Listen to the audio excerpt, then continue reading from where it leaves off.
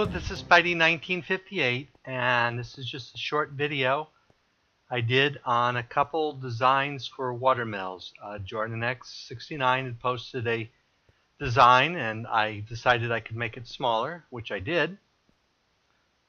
But due to the changes with the rate to pipe, to keep this generator pretty much going all the time right now, I have 5 redstone engines running it.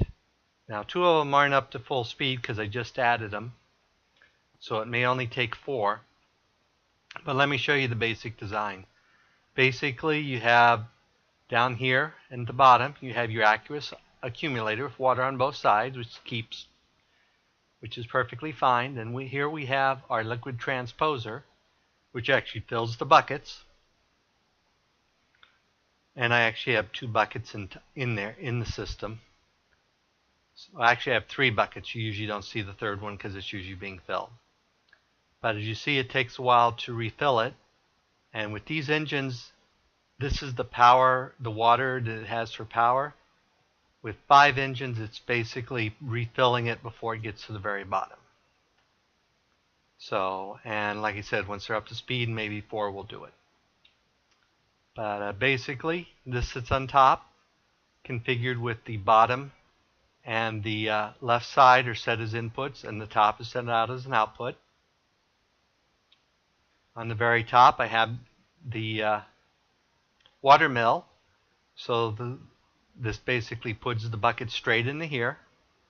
On the side here, I have an advanced wooden transport pipe, which takes the buckets out and puts them back in here to be refilled. So it's very small and compact, except for the number of redstone engines you have going. Now you could easily run this with like 1 steam engine or that, but the fuel to run the steam engine would probably produce more power for you in a generator. So this produces about the same as a solar panel at a much higher cost. However, it actually almost produces twice as much if you aren't in an all bright world, because of course it produces at night. And right now it's not producing anything because I bet this just filled up. Yep, so let's go ahead and break this and put it back down. Where'd it go? Where'd it go? There it is.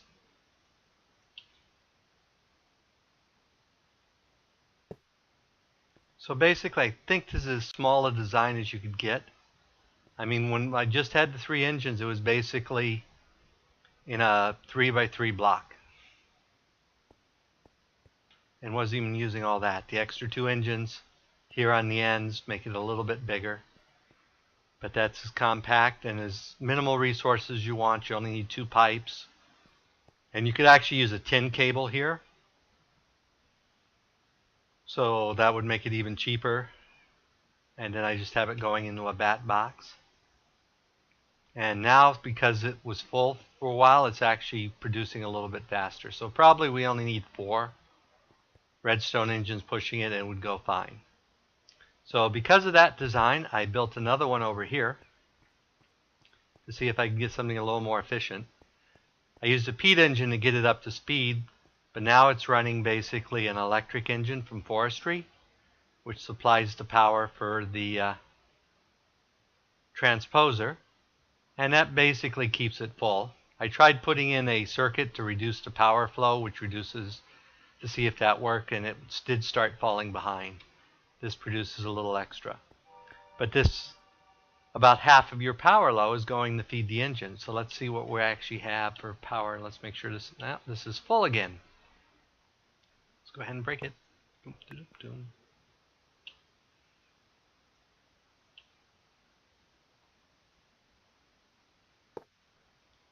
Okay,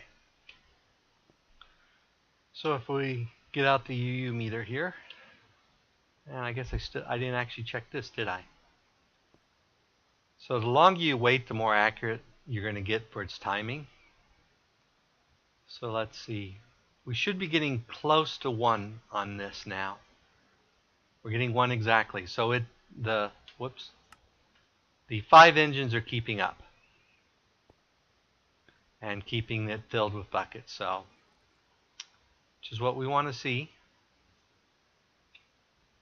So let's go ahead and break off one of these engines. Whoops.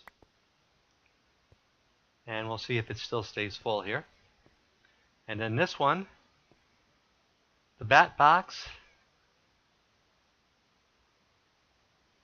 Oh, it looks like it's getting about almost 2. We should be getting a little over 3. This end one doesn't always get filled, so it's not always generating power. Though that's a function of the number of buckets. I put more buckets in there and it actually seems to be fairly steady now. So if we go over this one's probably also pulling about 2.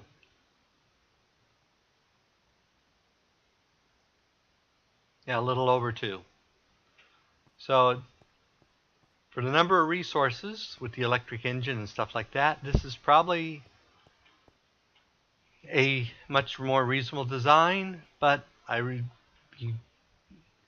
for the resources you have in here, you could probably get close to 2 solars, though with Greg Tech, I couldn't actually guarantee that. So I will post this as a response video and probably post it on my website as well. If people have any questions, please leave them in the comments and I'll try to answer them.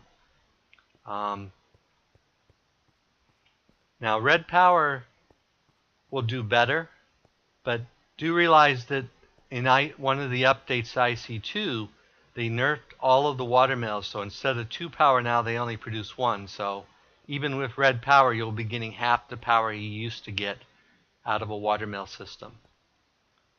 But I still think for the number of resources, you probably get more out of this than you do the big towers of running water. But I could be wrong.